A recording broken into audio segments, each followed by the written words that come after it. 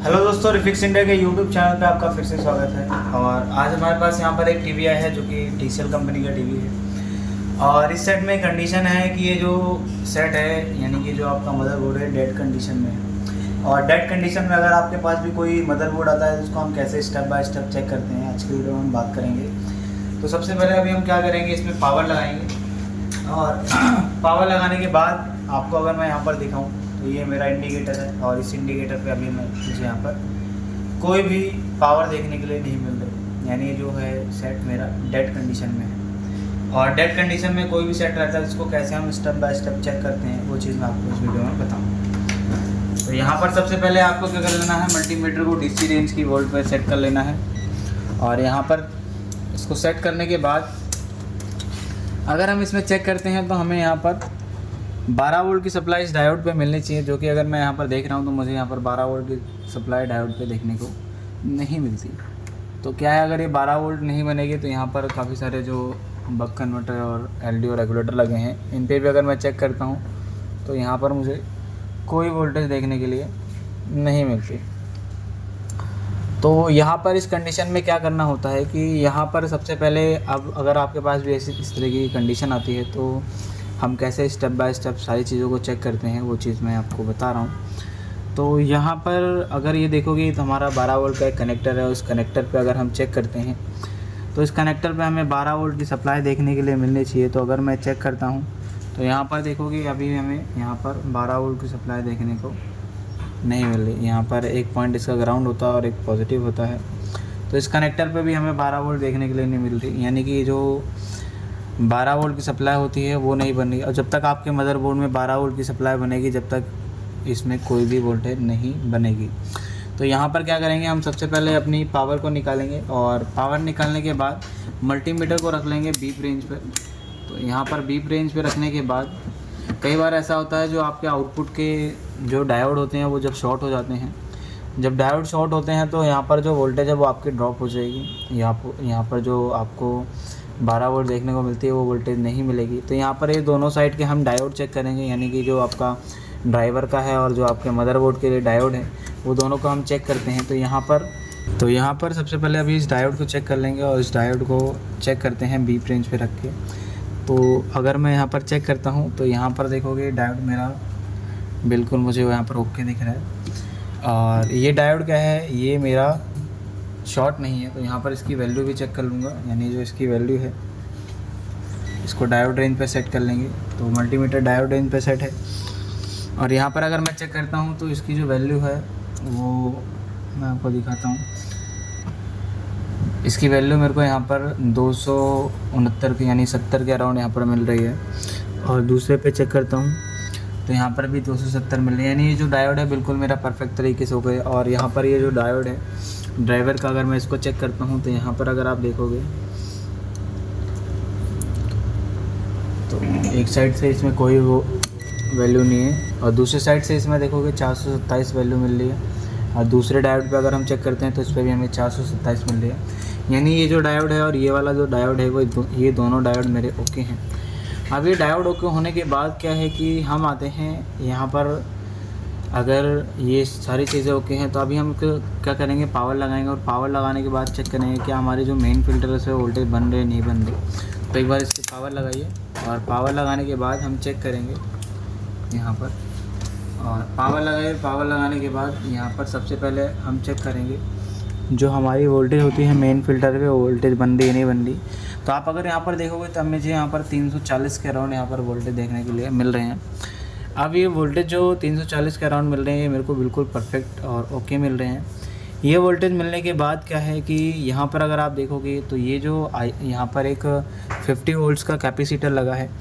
अब ये जो 50 वोल्ट्स का कैपेसिटर लगा है ये क्या काम करता है, ये आपकी जो PWM IC है उसको VCC देने का काम करता है। तो जो ये PWM IC है उसको जब तक VCC नहीं मिलेगा, जब तक यहाँ पर पल्स जनरेट नहीं होगी, जब पल्स जनरेट नहीं होगी तो जाहिर सी बात है कि आपका जो ये ट्रांसफार्मर ये ऑपरेट नहीं होगा, जिसकी वजह से आपकी जो आउटपुट में 12 वोल्ट है वो देखने के लिए नहीं मिलेगी।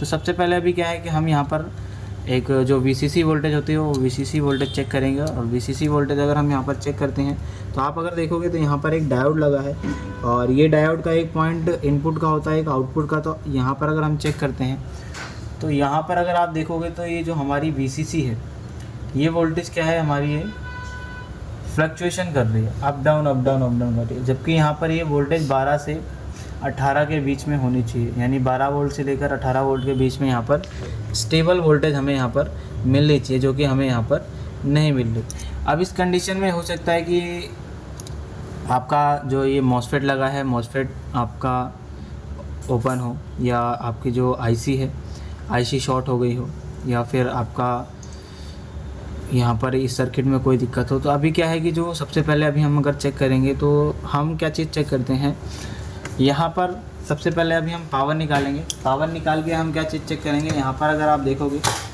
तो यहाँ पर ये एक मॉसफेट लगा है। अब यहाँ पर ये जो मॉसफेट लगा है, इस मॉसफेट पे अगर हम चेक करते हैं तो मॉसफेट को चेक करने के लिए हम लगा लेंगे इसको कंटिन्यूटी को, क्योंकि कई बार अगर वैसा मॉसफेट शॉर्ट रहेगा तो मॉसफेट क्या है यहाँ पर पल्स जनरेट नहीं करेगा। तो यहाँ पर मैं इसको लगा लेता हूँ बजर रेंज पे। तो यहाँ पर इसको लगाने के बाद यहाँ पर क्या है कि मैं यहाँ पर इसकी वोल्टेज चेक करूँगा, ओह सॉरी, यहाँ पर इसकी मैं बजर रेंज पे चेक करूँगा। तो यहाँ पर क्या है, अभी थोड़ा सा मेरा एक कैपेसिटर चार्ज है तो इसकी वजह से ये बीप दे रहा है। तो सबसे पहले अभी मैं इसको यहाँ पर डिस्चार्ज कर लूँगा। तो आप एक बल्ब रख सकते हो वैसे डिस्चार्ज करने के लिए। तो यहाँ पर सबसे पहले अभी हमने इसको डिस्चार्ज करा, और डिस्चार्ज करने के बाद क्या है, अभी हम इसमें यहाँ पर बीप चेक करेंगे क्या हमें ये मॉसफेट बीप दे रहा है नहीं दे रहा। तो यहाँ पर अगर हम चेक कर रहे हैं, क्योंकि क्या है जब तक इसमें करंट रहेगा तो यहाँ पर ये बीप साउंड आपको देता रहेगा। और अभी हम यहाँ पर चेक कर रहे थे, हमें यहाँ पर कोई भी बीप साउंड नहीं दे रहा। क्रॉस चेकिंग करते हैं तो यहाँ पर देखोगे क्रॉस में भी हमें बीप साउंड नहीं दे रहा। तो अगर हम दूसरे से चेक करते हैं, यानी ड्रेन टू सोर्स और ड्रेन टू गेट, ये हमें बिल्कुल ओके दिखा रहा है। अब ये चीज़ ओके दिखाने के बाद अभी क्या है कि हम यहाँ पर इसको पावर लगाएंगे, और पावर लगा के हम ये चीज़ चेक करेंगे जो हमारा ड्रेन है उस ड्रेन पे कितनी वोल्टेज हमें देखने के लिए मिल रही है। तो पावर लगाइए। पावर लगाने के बाद यहाँ पर अभी जो इसका ड्रेन है, ड्रेन पे अगर हम वोल्टेज चेक करते हैं तो ये लगा लिया हमने ग्राउंड। और ग्राउंड लगाने के बाद अगर आप यहाँ पर देखोगे तो ये ड्रेन है, ड्रेन पे हमें 340 के अराउंड यहाँ पर वोल्टेज मिलने चाहिए। अगर आप यहाँ पर देखोगे तो ये जो वोल्टेज है ये मुझे यहाँ पर फ्लक्चुएट करते हुए मिल रहे हैं, यानी ये वोल्टेज मेरे स्टेबल नहीं है।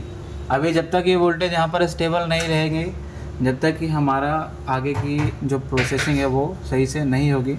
तो अगर ये वोल्टेज स्टेबल नहीं है तो अगर मैं यहाँ पर देखता हूँ, यानी कि ये जो रेजिस्टेंस है, ये रेजिस्टेंस के इस पॉइंट पर अगर मैं देखता हूँ तो यहाँ पर मुझे 300 कुछ वोल्टेज मिलनी चाहिए। तो यहाँ पर अगर आप देखोगे तो 337 वोल्टेज यहाँ पर मेरे को बिल्कुल परफेक्ट तरीके से मिल रही है। और अगर मैं रेजिस्टेंस के इस सिरे पे चेक करता हूँ तो मुझे यहाँ पर वोल्टेज फ्लक्चुएशन कर रही है। और ये अगर वोल्टेज यहाँ पर फ्लक्चुएशन कर रही है तो यहाँ पर सबसे पहले हम पावर निकालेंगे। और पावर निकालने के बाद क्या करेंगे, अभी हम यहाँ पर ये जो रेजिस्टेंस है इस रेजिस्टेंस की हम वैल्यू चेक करेंगे। ये रेजिस्टेंस हमारी लो ओम्स की रेजिस्टेंस होती है। तो यहाँ पर हम सबसे पहले रेजिस्टेंस चेक करते हैं। तो यहाँ पर देखोगे जो रेजिस्टेंस है मुझे यहाँ पर कोई भी बीप साउंड नहीं दे रही है, यानी ये जो रेजिस्टेंस है ये बीप साउंड नहीं दे रही है। और ये स्पार्क होके किसी कारण से यहाँ पर ये शॉर्ट यानी ओपन हो गई है। तो अभी सबसे पहले हम इस रेजिस्टेंस को चेंज करेंगे। और रेजिस्टेंस चेंज करने के बाद भी अगर हमारे सेट में सेम कंडीशन रहती है तो हम यहाँ पर फिर मॉड्यूल का यूज़ करेंगे। तो यहाँ पर सबसे पहले हम रेजिस्टेंस को चेंज कर लेते हैं। और रेजिस्टेंस चेंज करने के लिए आप किसी भी पावर सप्लाई से इसको रेजिस्टेंस को निकाल के लगा सकते हो लो वैल्यू की। तो जैसा कि यहाँ पर अगर आप देखोगे तो मेरे पास यहाँ पर एक 10 ओम्स की रेजिस्टेंस है, तो मैं इसको यहाँ पर यूज़ कर सकता हूँ। तो सबसे पहले मैं इसको यहाँ पर रिप्लेस करूँगा। और यहाँ पर मैं इसको यहाँ पर पहले डिस्चार्ज कर लेता हूँ, क्योंकि क्या है ये जो कैपेसिटर है काफ़ी चार्ज रहते हैं। तो यहाँ पर इसको डिस्चार्ज करने के बाद सबसे पहले यहाँ पर अभी हम इस रेजिस्टेंस को रिमूव करेंगे। क्योंकि इतने जो बारीक यानी जो माइक्रो लेवल के जो फॉल्ट होते हैं आप इसको तभी डायग्नोज कर सकते हो जब आपको सर्किट पता हो। तो एक मेरे को यहाँ पर पेस्ट की डिब्बी दो, एक पेस्ट दे दो मेरे को। ओके, यहाँ पर जब भी आप कंपोनेंट निकालते हो या लगाते हैं तो आपको पेस्ट ज़रूर यूज़ करना है। तो यहाँ पर पेस्ट लगा देता हूँ। पेस्ट लगाने के बाद इस रेजिस्टेंस को सबसे पहले हम रिमूव करेंगे।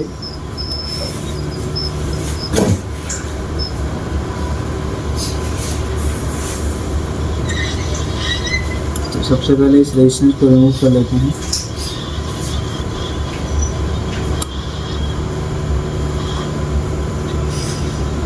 तो थोड़ी हीटिंग इसकी बढ़ा लेते हैं क्योंकि हीटिंग थोड़ी कम है।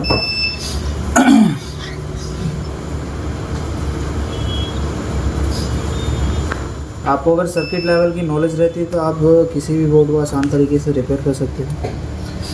यदि आपको रिपेयर करने में प्रॉब्लम आती है तो आप नीचे दिए गए कॉन्टैक्ट नंबर पे कॉन्टैक्ट करके ट्रेनिंग ले सकते हो। और यहाँ पर क्या है, ये हमने रेजिस्टेंस को रिमूव कर लिया है और रेजिस्टेंस रिमूव करने के बाद यहाँ पर ये जो रेजिस्टेंस है थोड़ी यहाँ पर बर्न कंडीशन में है, इसको हम रख देंगे साइड में। और यहाँ पर लगा लेंगे हम एक रेजिस्टेंस जो कि हमारे पास यहाँ पर एक अवेलेबल है, 10 ओम्स की रेजिस्टेंस है। तो यहाँ पर लगा लेते हैं एक रेजिस्टेंस।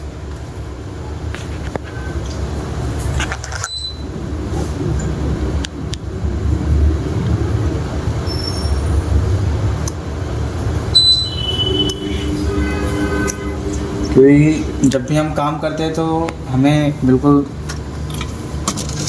अच्छे से बिल्कुल सफाई से काम करना है, क्योंकि कई बार क्या होता है कई टेक्नीशियन हीट मारते समय अपनी पीसीबी या मदरबोर्ड को बंद कर देते हैं, जिससे उनका काम और बढ़ जाता है। तो यहाँ पर आप जब मदरबोर्ड पे या पीसीबी पे कहीं भी काम करते हो तो आपको बिल्कुल परफेक्ट तरीके से काम करना है और आपको पेस्ट का ज़रूर यूज़ करना है, क्योंकि कई बार जब आप पेस्ट का यूज़ नहीं करते तो यहाँ पर आप पीसीबी को बंद कर देते हो तो आपके पास एक लास्ट ऑप्शन होता है मॉड्यूल का।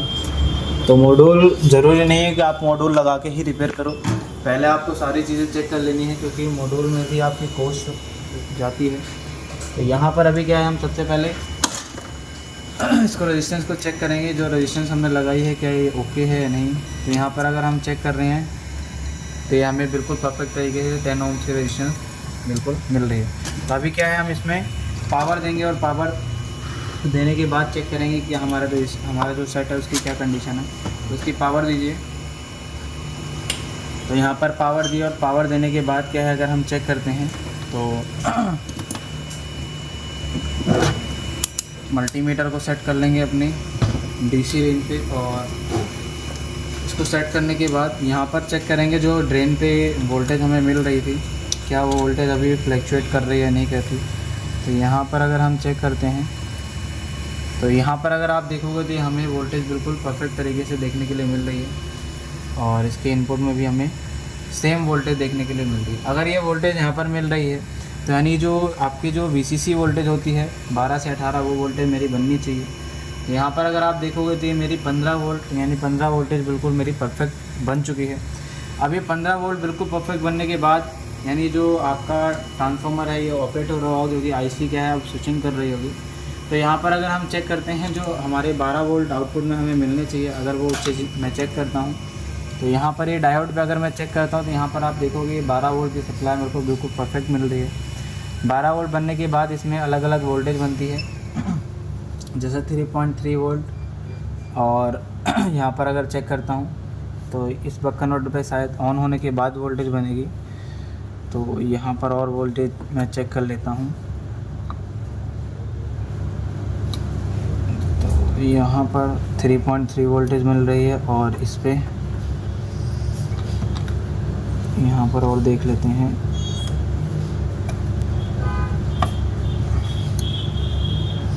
तो अभी क्या है कि इसमें 3.3 वोल्ट बन रहे हैं और यहाँ पर एक और LDO लगा है, और इस LDO पर अगर हम चेक कर रहे हैं तो यहाँ पर हमें इसकी कोई वोल्टेज नहीं मिल रही है। तो हो सकता है कि यहाँ पर ये ऑन होने के बाद इसमें वोल्टेज बनती हो। तो अभी क्या है, हम सेट को सबसे पहले ऑन कर लेंगे और ऑन करने के बाद इसकी कंडीशन चेक करेंगे कि इसकी क्या कंडीशन है। तो यहाँ पर सबसे पहले मैं इसको ऑन कर लेता हूँ। इसकी शायद की डैमेज हो रखी है, क्योंकि